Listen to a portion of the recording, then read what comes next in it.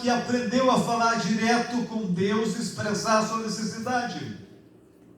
Foi Pedro. Mateus 14, versículo 30. O próprio Pedro, o apóstolo, que andava com Jesus, que era um discípulo de Jesus, ele precisou expressar o que sentia. Observe que Jesus ficou orando, enviou eles ao mar, eles navegaram ao mar e pelas vigílias da noite, Jesus alcança eles, caminhando por cima das águas, e eles primeiramente acharam que era um fantasma, ou coisa parecida, que estavam tendo visão noturna, até que perceberam que era Jesus. E Pedro, rapidamente, que era um dos mais rápidos no pensamento e na atitude dos 12 apóstolos, ele disse: mestre, se és tu, deixa-me ir contigo, caminhando sobre as águas.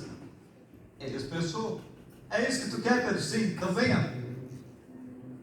Ele desceu do barco e começou a caminhar sentido Jesus, por cima das águas.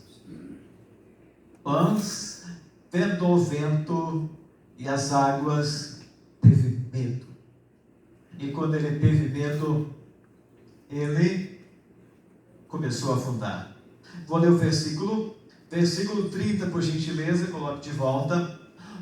Reparando, porém, na força do vento, teve medo e, começando a afundar, gritou: salva-me, Senhor!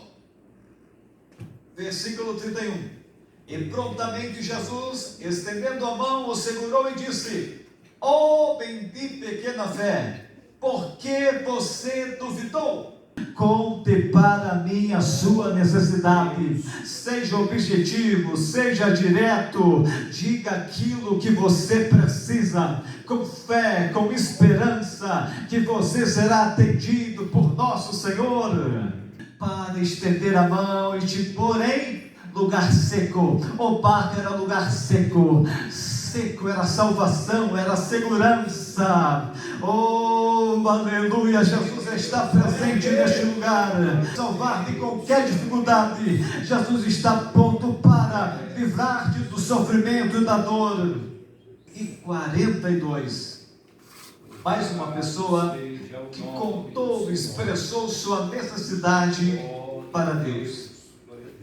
Jesus está sendo crucificado, 2 ladrões ao seu lado, uma à direita, outra à esquerda.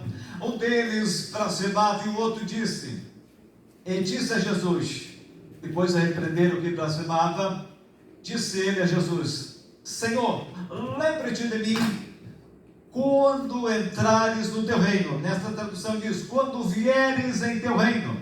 Observe, são duas traduções diferentes, mas não está errada.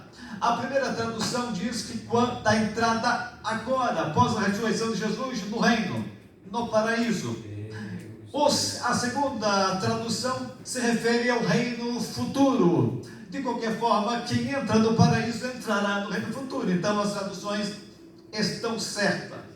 Então Jesus disse: hoje mesmo estarás comigo no paraíso. Observe, o ladrão, ele estava sendo morto por causa de seus crimes. Naquela época, o roubo, o furto, penalidade, morte.